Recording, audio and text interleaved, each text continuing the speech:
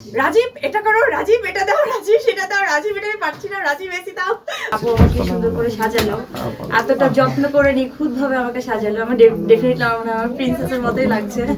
এখানে আসার পরে কি হচ্ছিল যে শুট টুট পরে হবে, মেকআপ টেকআপ পরে হবে, এত দূর থেকে মানে বাচ্চা কাচ্চা নিয়ে আসলাম, একটু রেস্ট করি। এরপরে খাওয়া দাওয়ার যে ব্যবস্থা, ভর্তা থেকে শুরু করে 40 রকমের খাওয়ার আইটেম ছিল ভাই। আমি খাবো কি, শুট করবো কি, আমার মনে হচ্ছিল কাজ করতে আসলাম নাকি কোনো আত্মীয়ের বাড়িতে বেড়াতে আসলাম। নরসিংদীর মানুষদের কেমন লাগলো সব মিলে? ওই যে বললাম ফ্যামিলি মনে হয়। পুরো আসার পর একটা ফ্যামিলি ভাইব চলে আসছে, যে হয় না যে এই কাজিনরা, এই হচ্ছে চাচিরা, এই হচ্ছে ফুপুরা, তো ওরকম একটা ফিল ছিল। অবশ্যই নারী উদ্যোক্তারা যারা কাজ করছেন, এনাদের মতো যারা খুশবু আপাদের মতো যারা কাজ করছেন, তাদের প্রতি আপনার কি প্রেরণার বাণী থাকবে বা কি আশ্বাস দেবেন তাদের, বা তাদের কি ধরনের আপনি আসলে সম্ভাষণ করবেন তাদের এগিয়ে যাওয়ার পথে? আমি খুবই মুগ্ধ হয়েছি একটা বিষয়, এবং খুবই ভালো লেগেছে। মানে ভালো লাগা থেকে মুগ্ধতার একটা ব্যাপার ছিল। আমি অনেকক্ষণ তাকিয়েও ছিলাম, যে ব্যাপারগুলো আমি অবজার্ভ করছিলাম, দেখছিলাম খুব সুন্দর করে। আপুর সাথে আপুর মা যেভাবে হয় না, মা তো সারাক্ষণই এক বাচ্চাকে সাপোর্টটা থাকে, মন প্রাণ উজাড় করে তাকে সাপোর্ট করতে চায় সারাক্ষণ।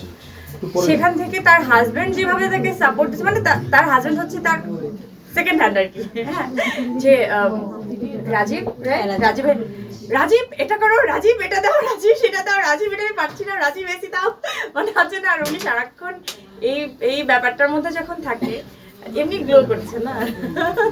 তো এই পার্টনারের আসলে সাপোর্টটা আমার মনে হয় দিন শেষে অনেক বড় একটা জায়গা, যেটা আপুর অলরেডি আছে। খুবই ব্লেসড আপু।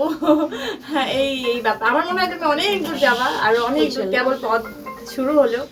আপনারা সবাই এরকম সাপোর্টটা দিলে উনি আমার মনে হয় অনেক ভালো কিছু করবে ভবিষ্যতে ইনশাআল্লাহ। ওই শেষ প্রশ্ন, যদিও অনেকক্ষণ সময় নিয়ে ফেললাম, 2 মিনিটের কথা বলে, আপনার একটা নতুন সিনেমা আসছে যতদূর জানি, ডোডোর গল্প একটা নাম। এই সিনেমা কবে আসছে, এবং যদি আমাদের দর্শকদের উদ্দেশ্যে কিছু জানান? আমি ডেটটা সঠিক মানে এই মুহূর্তে বলতে পারছি না, কারণ ডেটটা ডিক্লেয়ার হয়নি।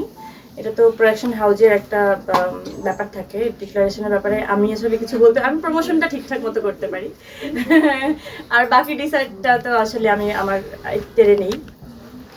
তো দেখা যাক, আমার মনে হয় হোপফুলি খুবই রিসেন্টলি, যেহেতু পুরোপুরি কাজ শেষ, সম্পূর্ণ কাজই শেষ, সেটা এখন প্রমোশনে যাওয়াটা বাকি, আর সিনেমাটা রিলিজ হওয়া বাকি, এইটুকুই।